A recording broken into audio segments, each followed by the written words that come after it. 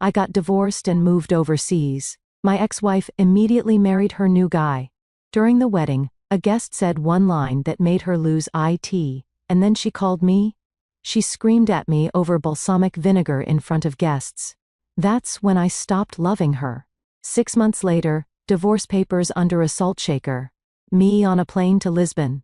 She remarried fast. Vineyard wedding. Perfect until one guest toast destroyed everything. And she called me. Screaming. I was 4,000 miles away. Finally breathing. My name's Raymond Cole. I'm 54 years old. And 6 months ago I did something most men my age only fantasize about during the pandemic. I divorced my wife of 28 years, liquidated everything I could carry in 2 suitcases, and moved to Lisbon, Portugal.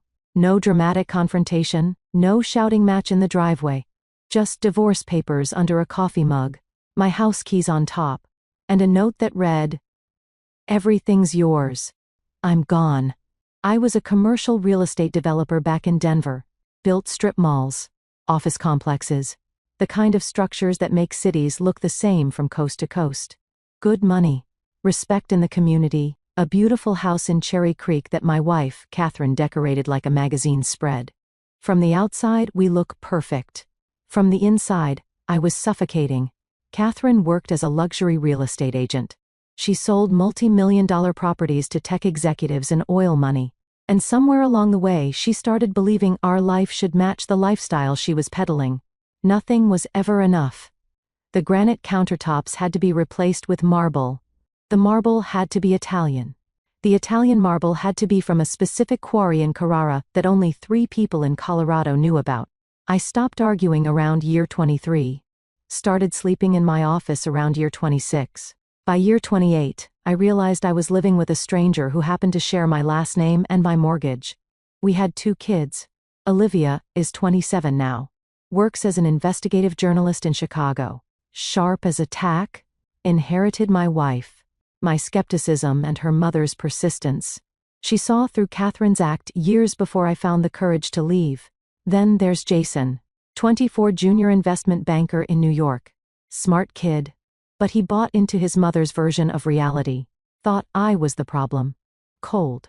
Distant. Emotionally unavailable. All Catherine's words coming out of his mouth. The heart attack came 3 months before I left.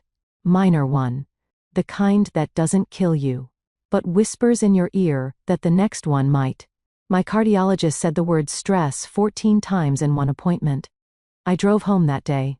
Looked at Catherine screaming into her phone about staging a property, and realized something. I could die in this house and she wouldn't notice until someone pointed out my body was blocking her walk-in closet. So I started planning. Quietly, methodically, the way you plan anything important. I spent 6 months restructuring everything. My assets went into family trust with Olivia as trustee. The properties got refinanced, laid with loans. Catherine never knew existed. I made sure everything looked legitimate on paper because it was legitimate. Just strategically arranged. The house, the cars, the furniture. All hers, along with the debt securing it all. The morning I left, Denver was still dark. I drove myself to the airport, parked in long term, and didn't look back. By the time Catherine woke up and found my note, I was somewhere over the Atlantic. Drinking terrible airplane coffee and feeling something I hadn't felt in years. Peace. Now I wake up to church bells and Alfama, drink espresso that actually tastes like something, and walk along the Tagus River watching ships that are going somewhere. I paint badly. I swim in the ocean. I've learned enough Portuguese to order wine and apologize for my terrible Portuguese. I haven't spoken to Catherine since I left. Didn't check her social media. Didn't ask mutual friends. I already knew how it would play. She'd grieve for a week, rage for 2, then find someone new to fill the void. And I was right. I got divorced and moved overseas. My ex-wife immediately married her new guy. I found out through a message from someone I barely remembered. But that's a story for later. Right now, I'm sitting on my balcony in Lisbon, watching the sunset turn the river in a liquid gold. And I'm about to tell you what happened when Catherine's perfect new life collided with the past she tried to erase.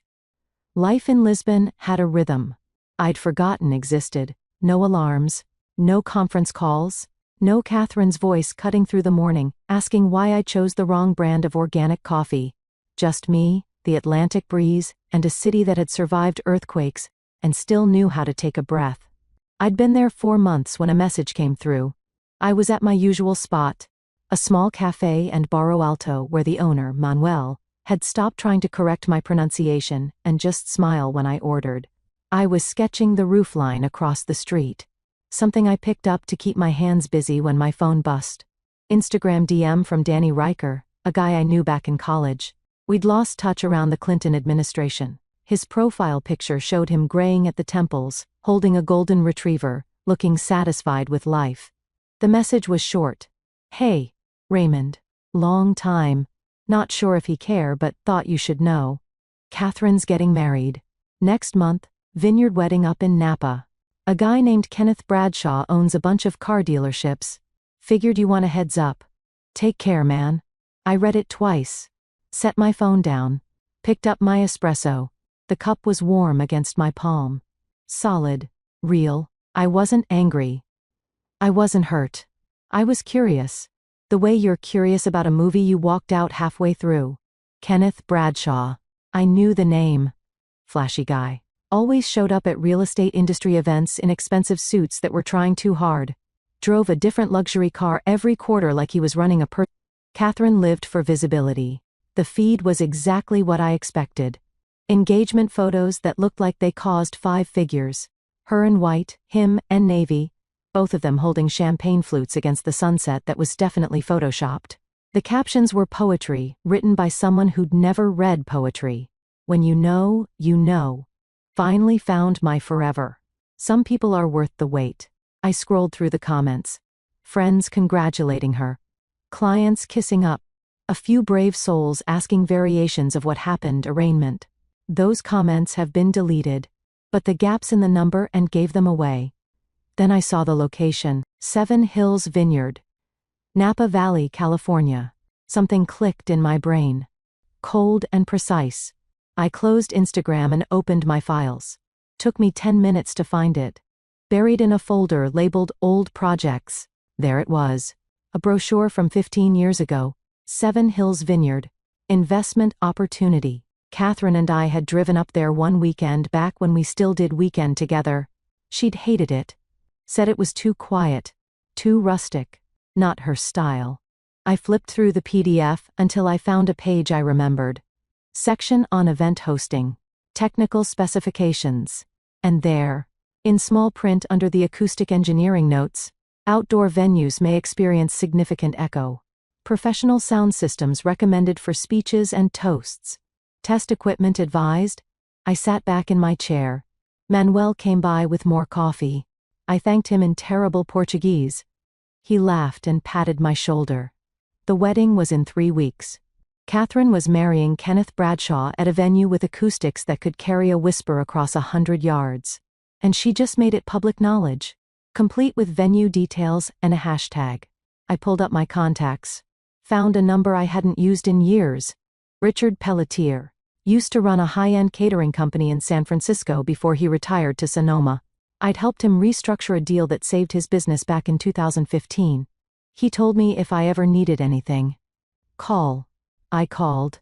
He picked up on the 3rd ring, his voice warm and surprised. We caught up for 5 minutes. Then I explained what I needed. Not much. Just a small favor. A name added to a vendor list. 1 guest. Clean background. Legitimate reason to be there. Richard was quiet for a moment. Then he laughed. Low and understanding. You know what, Raymond? He said. I think I can help you with that. Consider it done. I thanked him. Hung up. Finish my coffee. The sun was setting over the Tagus, painting everything gold and orange. I wasn't going to the wedding. I didn't need to. But I was going to make sure it was memorable. Olivia called me 2 days after I spoke with Richard. It was early morning in Lisbon, which meant late evening in Chicago. She never called without reason. My daughter inherited my tendency to be efficient with words. Dad, she said when I picked up. No greeting. I saw Mom's Instagram. The wedding. Kenneth Bradshaw. You know about this. I walked out onto my balcony, phone pressed to my ear. Below, a street musician was setting up his accordion. I know. And, what? And are you okay? Her voice softened slightly, the way it did when she was trying to read between my lines. I'm fine, sweetheart. Better than fine. Your mother's choices aren't my concern anymore. Silence on the other end. Then Jason's going. He's standing up as one of the groomsmen. That stopped me. I sent my coffee down. He's what? Kenneth asked him personally. Mom played it up as this big honor. Blending families. New beginnings. Jason bought it completely. He thinks this proves Mom's moved on to something better. I close my eyes. My son. 24 years old. Smart enough to analyze market trends, but blind to his mother's manipulations. And you. I got an invitation. Very formal. Very Catherine. I sent my regrets. She paused. Dad. I've been doing some digging. Kenneth Bradshaw's dealerships. Something's not right. His financial disclosures are clean. But the pattern's wrong. I've seen this before when I investigated that Ponzi scheme last year. This is why Olivia was the best investigative journalist in Chicago. She saw patterns where others saw noise. What did you find? I asked. Nothing concrete yet. But his expansion timeline doesn't match his revenue reports. He opened 3 new locations in 18 months. That requires serious capital. His credit lines are maxed. I think he's been using new investor money to pay old debts. Classic pyramid structure. How long until it collapses? 3 months. Maybe 4. There's a lawsuit brewing too. Former business partner. Claiming fraud. It's being kept quiet. But I found the court filings. I looked out over the Tagus. A cargo ship was making its way toward the Atlantic. Slow and deliberate. Does your mother know? Of course not. She sees the cars. The properties. The lifestyle. She never looks under the hood. Olivia's voice turned harder.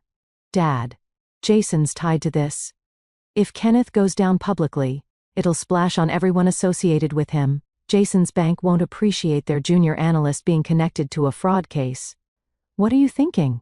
I'm thinking, she said slowly, that someone should make sure the right information surfaces at the right time, before Jason gets in deeper. I smiled. My daughter. 27 years old. And already thinking 3 moves ahead. You know I can't be involved in anything that looks like sabotage. I know. But you also taught me that truth doesn't need help. It just needs timing.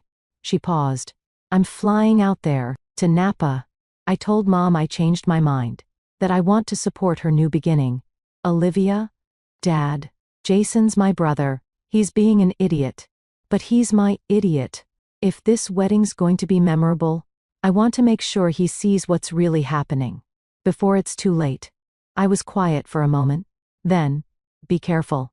Always am. I could hear the smile in her voice. Oh, and Dad. That favor you called in with Richard Pelletier. The caterer. How did you? I'm an investigative journalist. It's literally my job. I saw the guest list edition. Clark Witherby. +1. Very subtle. She laughed. I like it. Old school. Elegant. I have no idea what you're talking about. Sure you don't. Love you, Dad. Love you too, sweetheart. After she hung up, I sat on my balcony for a long time. The musician below started playing something melancholy and beautiful. Tourists stopped to listen. The sun climbed higher. My daughter was going to her mother's wedding, not to celebrate, to document. And somewhere in Napa, a man named Clark Witherby was about to become the most important guest no one remembered inviting. Jason called 3 days before the wedding. I almost didn't answer. We hadn't spoken since I left. He'd sent one email, short and cold, saying he was disappointed in how I'd handled things. No questions. No curiosity about my side. Just judgment wrapped in Catherine's talking points. But I answered, Dad. His voice was stiff, formal. The voice he probably used with clients. Jason. Silence stretched between us like a canyon. Finally, he spoke. I'm calling because I think you should know. I'm standing up at Mom's wedding. Kenneth asked me personally. Olivia mentioned that. She did. He sounded surprised. She's coming too. Change her mind last minute. I thought maybe you. I had nothing to do with that. Your sister makes her own choices. More silence. Then. Kenneth's a good guy, Dad. Successful. Treats Mom right. He's everything she deserves. The words hung there. Everything she deserves. Everything I wasn't. I bit down on my first response. And chose my words carefully. I'm glad your mother's happy. I said. Truly. Are you? The challenge in his voice was clear. Because it seems like you just bailed. Walked away from everything. From us. I walked away from a marriage that was killing me. Jason. Not from you or your sister. Could have fooled me. You left a note on the counter like you were quitting a job. I stood up. Started pacing. Your mother and I were together for 28 years, 23 of those years. I was trying to be enough. Trying to meet standards that changed every time I got close. I had a heart attack. Jason. Minor but real. The doctor told me stress was going to finish what genetics started. So I made a choice. By running away. By saving my own life. My voice was harder now. And if you think that's weakness, then your mother taught you well. He was quiet. I could hear traffic in the background. New York noise? Jason. I said softer now. I know, Kenneth. Not well, but enough. Just promise me something. When you're standing up there watching your mother get married, pay attention. Not what people say. To what they don't say. What's that supposed to mean? It means the best investors ask questions. They verify. They look at fundamentals, not just performance. A pause. You're good at that. Don't stop doing it just because it's family. I don't need career advice, Dad. I'm not talking about your career. I'm talking about your judgment. I'll walk back to the balcony. Kenneth Bradshaw's built something impressive. Very impressive. Ask yourself how he did it. Ask yourself if the math adds up. You're trying to poison this. I'm trying to protect you. There's a difference. From what? From being collateral damage when performance doesn't match reality. Jason was silent for a long moment. Then I have to go. Rehearsal dinner's in a few days. I need to prepare my toast. Jason. Goodbye, Dad. The line went dead. I sent my phone down. Looked out over Lisbon. The city was waking up fully now. Filling with sounds and movement and life. Somewhere in New York. My son was angry at me for leaving. Somewhere in Chicago. My daughter was packing a bag and preparing to document a disaster. And somewhere in Napa Valley. Catherine was about to marry a man whose empire was built on a foundation that was already starting to split. I picked up my phone again. Send a single text to Olivia. Keep an eye on your brother. Her response came immediately. Already on it. The rehearsal dinner happened without me. But Olivia sent updates, like she was filing a breaking news story. Short texts. Clinical observations. No emotion. Just facts. Arrived. Catherine looks nervous. Kenneth's overcompensating. Jason's toast was about new beginnings. Didn't mention you once. Clark Witherby just introduced himself to Kenneth. Said he's an old family friend. Kenneth bought it. That last text made me smile. I was sitting in my Lisbon apartment, drinking port and watching the river traffic. The image of Kenneth Bradshaw shaking hands with a ghost was satisfying in ways I couldn't quite articulate. Olivia called an hour later. I could hear background noise. Music and conversation bleeding through. He's perfect, Dad, she said quietly. I could tell she'd stepped outside. Clark, I mean. Mid-70s. Looks like somebody's grandfather. He's got this whole story about knowing Catherine's family for back east. Complete fiction. But he sells it beautifully. I don't know anyone named Clark Witherby, I said carefully. She laughed. Right. Of course not. Anyway. Kenneth introduced him to Catherine. She looked confused for about 3 seconds, then just smiled and played along. You know how she is. Never admits she doesn't know something. How's your brother? The pause told me everything. He's all in, Dad. He gave his toast about how Kenneth represents everything a real man should be. Successful. Confident. Committed. The subtext wasn't subtle. And you. I smiled and clapped and played the supportive daughter. Then I spent 20 minutes in the bathroom going through public records on my phone. Kenneth's dealerships filed for an extension on their quarterly reports. That's never a good sign. His primary lender reduced his credit line last month. And there's a former partner who's about to file a civil suit for fraud. I sat up straighter. How soon? The filing date set for 2 weeks after the wedding. But the preliminary documents are already circulating in legal circles. If Jason's bank catches wind of it before the wedding, they might start asking questions about his judgment. Does Catherine know any of this? Are you kidding? She's too busy planning the reception choreography. She actually has a timeline for when people are supposed to cry during her vows. I saw the document. It's color-coded. I could picture it perfectly. Catherine turning her wedding into a production.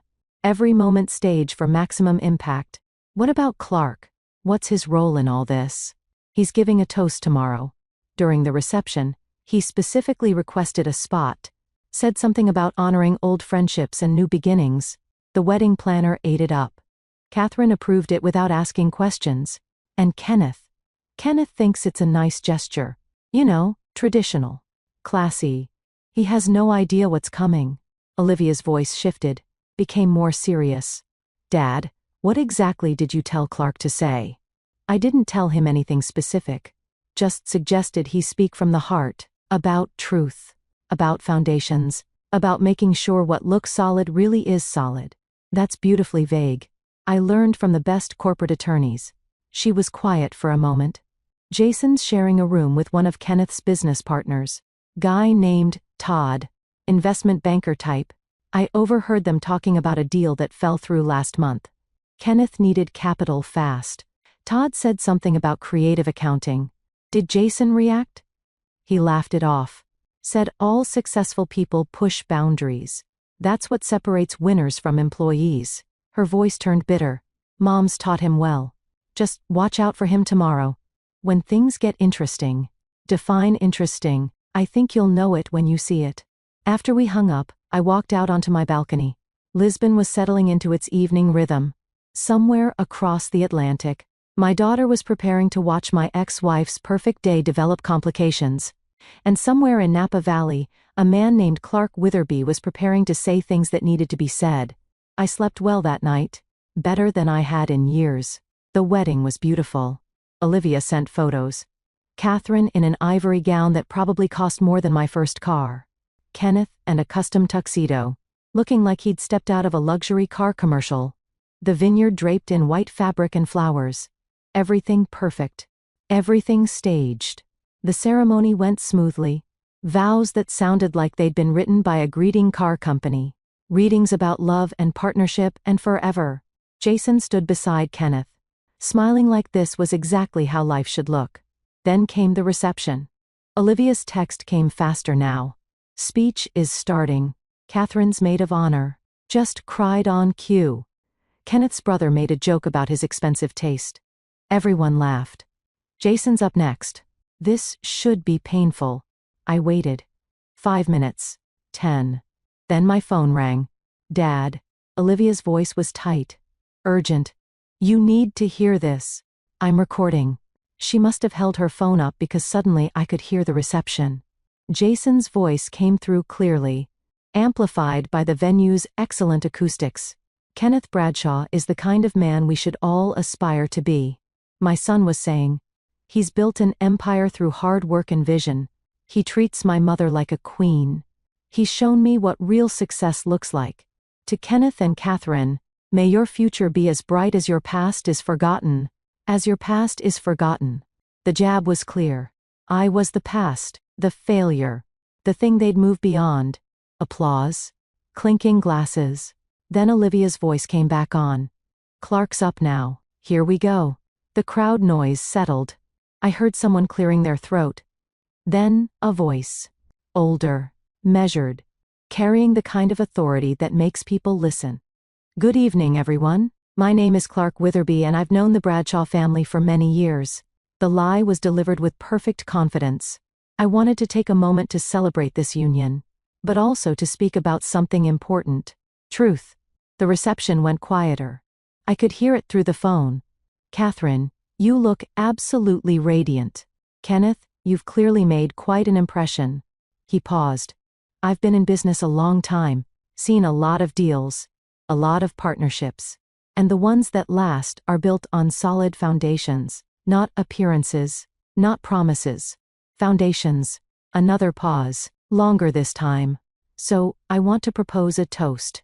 To Catherine, and her second chance at happiness. And to Raymond, wherever he is tonight. Probably somewhere quiet. Probably painting. Probably finally able to breathe.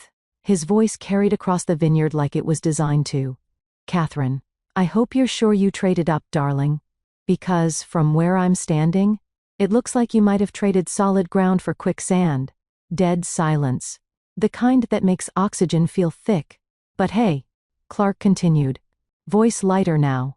What do I know? I'm just an old man who believes in asking questions, like how to someone opened 3 dealerships in 18 months without traditional financing. Or why does a successful businessman need to restructure his credit lines every quarter? Or what happens when the music stops and everyone's looking for a chair? I could hear movement now. Confusion. Someone trying to get to the microphone. Anyway, Clark said, wrapping up smoothly. To the happy couple, may your forever be louder than your past. And may you both get exactly what you deserve. Then the line went chaotic. Voice is overlapping. Someone shouting. Music starting up suddenly. Too loud. Try to cover the disaster. Olivia came back on. Breathless. Dad. Holy hell. Catherine just ran out. Kenneth's face is purple. Jason looks like he's been hit with a truck. Half the room is on their phones. The other half is pretending nothing happened. Where's Catherine now? Outside. I can see her through the window. She's pacing. She just pulled out her phone. Olivia paused. Oh my God. She's calling someone. Dad. I think she's calling you. My phone buzzed. Catherine's name lit up the screen. A number I deleted but still recognized.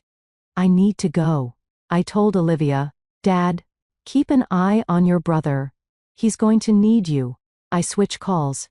Catherine, you. Her voice was shaking with rage. You had someone crash my wedding. You set this up. You planted that man. I have no idea what you're talking about. I'm in Portugal. Don't lie to me. That speech.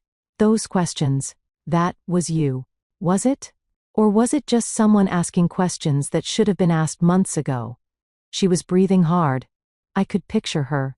Standing in her expensive dress. Makeup perfect. World falling apart. Your cow arraignment. You always were. Couldn't face me yourself. So you sent some hired gun to ruin my day. Your day isn't ruined because of me. Catherine. It's ruined because you build it on sand and call the bedrock. I hate you. I know. But that's not my problem anymore. I kept my voice calm. Go back to your wedding. Smile for the cameras. Do what you do best. Perform. Kenneth will. Kenneth will what? Defend you. Explain those questions away. Catherine. The man can't even explain his own financials. Good luck explaining your choices. She made a sound halfway between a sob and a scream. Then the line went dead. I set my phone down. Looked out over Lisbon. The city lights reflected on the river like stars that have fallen and decided to stay. Across the Atlantic, my ex-wife's perfect wedding had just become unforgettable, and somewhere in that chaos, my son was beginning to ask the questions he should have asked months ago. Truth doesn't need permission to speak. It just needs good acoustics and perfect timing. The video hit the internet within hours. Someone at the wedding, probably one of the younger guests, had recorded Clark's entire toast and uploaded it to TikTok. By morning Lisbon time, it had 500,000 views. By evening, over 3 million. The caption read, Savage wedding toast destroys bride. Wait for the ending. The comment section was merciless. Did he just ask if she traded up? Brutal. The way her face changes at 0:47. She knows. This man woke up and chose violence. May your forever be louder than your past is the most elegant murder I've ever witnessed. Someone created a compilation video. Catherine's face frozen at the exact moment Clark said, traded up, zoomed in, slowed down. Her smile collapsing. Her champagne glass tilting. the realization spreading across her features like spilled ink. It became a meme within 24 hours. Catherine's wedding face showed up on Reddit, Twitter, Instagram. People used it to illustrate regret, bad decisions, instant karma. They were comparison videos. Before and after photos. Think pieces about wealthy people and their performative relationships. Olivia Simulinks. Dad, this is everywhere. Mom's name is trending. Her real estate firm's getting calls. Clients are asking questions. I scrolled through the content. Felt nothing. No satisfaction. No guilt. Just the distant observation of consequences arriving on schedule. Then Jason called. Dad. His voice was different. Smaller. We need to talk. I'm listening. Kenneth dealerships are being audited. The lawsuit Clark mentioned. It was filed yesterday. Former business partner claiming Kenneth used investor money to cover personal debt. The banks are freezing his assets. He paused. My firm called me in. Asked about my relationship with Kenneth. Asked if I had any knowledge of his financial situation before the wedding. What did you tell them? The truth. That I didn't know. That I should have asked questions but didn't. His voice broke slightly. They're putting me on administrative leave. Pending investigation. They said my judgment is compromised. I closed my eyes. I'm sorry, son. Are you? Because you knew. You knew this was coming. And you let me walk into it anyway. I warned you. Told you to look at the fundamentals. You called it sabotage. You could have told me the truth directly. Instead of playing games with planted guests and cryptic warnings. Would you have listened? If I'd called and said Kenneth Bradshaw is a fraud, would you have believed me? Or would you have defended your mother and call me bitter? Silence. Long and heavy. I don't know. He finally said. Maybe you're right. Maybe I wouldn't have listened. He exhaled shaky. Olivia's been helping me. She pulled all the public records. Show me everything. The lawsuits. The foreclosures. The pattern of fraud going back 3 years. It was all there. I just didn't want to see it. Your mother has that effect on people. She makes you want to believe her version of reality. She's not talking to me, Jason said quietly. I tried to call her. Ask if she knew about Kenneth's problems. She said I was betraying her. That I was choosing your side. Then she hung up. I'm sorry. The video's everywhere, Dad. Everyone's seen it. People at work. Friends. Everyone? They're all asking if that's my mom. If I knew the wedding was going to implode. He laughed. Bitter and sharp. I was the groomsman praising Kenneth. That's in the video too. Me. Calling the model of success. It's a clip now. This aged poorly compilations. It'll pass. The internet moves fast. Will it? Because my career might not survive this. My judgment is publicly documented as terrible. Who's going to trust me with financial decisions when I couldn't see a fraud standing right in front of me? I want to tell him it would be okay. That he'd recover. But Jason was 24 and learning a hard truth. Some mistakes follow you. Some consequences don't care about intentions. Olivia is staying with me for a few days. He said. She's trying to help me figure out next steps. She said you taught her to verify everything. To never trust surface appearances. She's a good sister. She is. He was quiet. Then, Dad, I was wrong. About you, about why you left. I thought you were weak. But you weren't. You just saw what I couldn't. And you got out before it destroyed you. It almost did destroy me. I had a heart attack. Jason. Minor, but real. Your mother's chaos was killing me. Slowly. I left to survive. I get now. I'm sorry I didn't before. We talked for another 20 minutes. He asked about Lisbon, about my painting, about whether I was happy. I told him the truth. That that leaving was the hardest and best decision I'd ever made. When we hung up, I stood on my balcony watching fishing boats return a harbor. The sun was setting, painting everything gold. My son had called me Dad again, had apologized, had seen through his mother's performance to the truth underneath. Across the Atlantic, Catherine's perfect wedding was viral for all the wrong reasons. Kenneth's empire was collapsing in real time, and my son was learning that sometimes the strongest thing you can do is walk away from people who can't see you clearly. I poured a glass of wine, raised it toward the ocean. The truth, I said aloud. And to the courage to face it, Kenneth Bradshaw's dealerships filed for bankruptcy 3 weeks after the wedding. The lawsuit became public record. Investor fraud, embezzlement, creative accounting that made Enron look amateur. The news coverage was extensive. Catherine's name was in every article. Wife of disgraced businessman Kenneth Bradshaw. Luxury real estate agent married to fraud suspect. Her firm quietly asked her to take a leave of absence. Client calls dropped by 70% in a week. Olivia sent me the court documents. I read them over morning coffee on my balcony. The house Catherine and Kenneth had bought together. 3 mortgages deep. The cars. Leased at rates that suggested desperation. The joint accounts empty by creditors within 48 hours of the bankruptcy filing. Everything Catherine thought she gained by marrying Kenneth disappeared faster than it had appeared. My phone rang. Olivia. Dad. You need to hear this. I just got off the phone with Mom. Her voice was tight, controlled. She's being sued. Kenneth's creditors found out she received gifts and transfers during their brief marriage. They're claiming she knew about the fraud, that she benefited from stolen investor money. Did she know? She swears she didn't. But Dad, the evidence is damning. Kenneth bought her a car 2 weeks before the wedding. $40,000. Cash from an account that was funded by investor capital. Legally, she's liable. How much are they asking for? $280,000. Plus legal fees. Olivia paused. She doesn't have it. The house you left her. Remember all those refinances you did before leaving? The one she didn't know about. Exactly. Turns out the house is worth less than what's owed. She can't sell it without taking a loss. She can't borrow against it. She's trapped. What about Kenneth? Kenneth disappeared. Literally. His lawyers can't find him. There's speculation he fled to somewhere without extradition. Brazil maybe, or Costa Rica? She laughed, sharp and short. Mom married him 6 months ago. Now she's alone with his debts. And a viral video that plays every time someone Googles her name. Has she asked you for help? She called Jason first. He told her he's dealing with his own career crisis thanks to his association with Kenneth. Then she called me, asked if I could loan her money. I said no. How did she take it? About as well as you'd expect. Said I was heartless. That family helps family. That she raised me better than this. Olivia's voice hardened.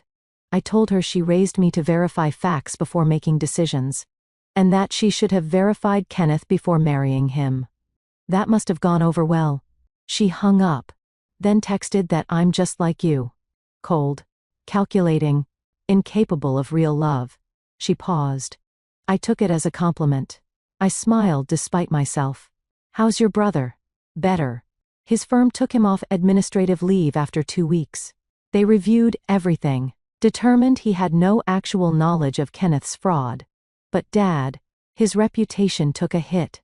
He's been reassigned to a smaller division. Less client contact, less visibility.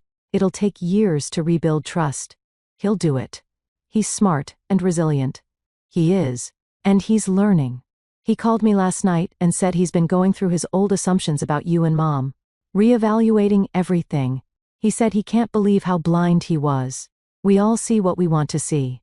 Until we can anymore. Olivia was quiet for a moment. Then Dad, there's something else. The viral video. It's being used in business schools now. As a case study in due diligence failures. How not to evaluate a partner. Mom's wedding is literally being taught as an example of what happens when you prioritize image over substance. That's unfortunate. Is it? Because I think it's justice. She spent decades building her life on appearances. Now everyone can see what happens when the foundation isn't real. We talked for another hour. She told me about a new investigation she was working on. Corporate fraud at a tech startup. A recognition. She called it. Looking for the gaps between what people claim and what they can prove. You taught me that. She said. You and your quiet exit. You didn't make noise. Didn't threaten. Didn't fight. You just protected yourself. Documented everything. And left. That's real strength. After we hung up, I sat watching the Tagus River. A cargo ship was making its way toward the Atlantic. Slow, steady, deliberate. Catherine had lost everything she traded me for. Kenneth was gone. Her career was damaged. Her reputation destroyed. Her finances in shambles. And she'd done it all to herself by choosing flash over foundation. I didn't feel victorious. I felt tired. And grateful. Grateful I'd walked away when I did. Grateful my heart attack had been a warning instead of an ending. Grateful for the quiet life I'd built on solid ground. My phone buzzed. A text from Jason. Starting therapy next week. Olivia recommended someone. I think I need to understand why I defended Mom for so long. Why couldn't see what was right in front of me. Thanks for trying to warn me, even when I wouldn't listen. I typed back. Proud of you, son. That takes real courage. His response was immediate. I learned from the best. 8 months after the wedding, things started settling into a new normal. Kenneth Bradshaw was indicted on 17 counts of investor fraud. Catherine sold the house at a significant loss. Moved into a small apartment in a neighborhood she used to call transitional. Her real estate license was suspended pending an ethics investigation. Jason called me every Sunday. We talked for an hour. Sometimes more. He was rebuilding slowly. His firm moved him to a different division, working with smaller clients, less prestigious deals. He told me it was humbling but necessary. I'm learning to ask questions I should have asked years ago, he said during one call. Not just about finances, about people, about myself. That's growth. It's painful, but I think I needed it. He paused. I talked to Mom last week. She asked if I could help her with rent. I said no. How did that feel? Terrible. And right. She spent my whole childhood teaching me that family means sacrifice. But she never sacrificed anything herself. She just expected everyone else to carry her way. You're learning boundaries. That's important. Olivia's been helping me with that. She's got boundaries like castle walls. He laughed. She told Mom straight up. I'm not your retirement plan or your emotional support animal. Figure it out. Your sister's always been direct. She has. I'm grateful for it now. He was quiet. Dad, I'm dating someone. Her name's Amy. She's a teacher. Nothing glamorous, nothing flashy, she's just real. When I told her about the wedding disaster, about my mom, about everything, she didn't judge. She just asked if I learned from it. Smart woman. She is? I think you'd like her. Maybe when you visit the States you could meet her. I'd like that. What are you thinking of visiting? Actually, I was thinking of coming to Lisbon for a week. If that's okay, I want to see where you live. Understand what you built after leaving. We set dates. 3 months out, Jason would come for a week. We'd explore the city together. I'd show him the cafe where I sketched, the beach where I swam, the quiet life that saved me. Olivia was thriving. Her investigation into corporate fraud won awards. She'd been promoted twice. When I told her Jason was visiting, she said she tried to coordinate a trip around the same time. Family reunion in Lisbon. She said that would have been unthinkable a year ago. A lot was unthinkable a year ago. True. Dad, I need to tell you something. I saw Mom last month. She looked smaller somehow. Not physically. Just diminished. She asked about you. If you were happy? What did you tell her? The truth. That you're healthier than you've been in decades. That you paint and swim and have friends. That you smile more. Olivia paused. She cried. Said she made terrible choices. That she wished she'd listened when you asked for therapy. Regrets, a hard teacher. It is. But I don't feel bad for her, Dad. She had every opportunity to choose differently. She chose image. She got exactly what she built. Catherine never called again. I saw her occasionally on social media. Friends still sent links. She posted about new beginnings and learning from adversity. The comments were mostly empty. A few supportive friends, mostly silence. The viral video eventually faded from trending status. New scandals replaced it. But was still there. Permanent and searchable. A digital monument to choices and consequences. My heart was strong. My cardiologist in Lisbon said whatever I was doing, keep doing it. Low stress. Regular exercise. Good wine. Better company. I painted more. Got better at it. Not museum quality, but honest. Raw. One piece showed two figures walking away from each other. One toward chaos. One toward calm. I called it Divergence and hung it in my living room. 14 months after I left Catherine, I met someone. Her name was Isabel. 50 years old. Portuguese. On a small bookshop near the Alfama district. We met when I wandered and looking for English novels. And she recommended Portuguese poetry instead. You live here now. She said in accent but perfect English.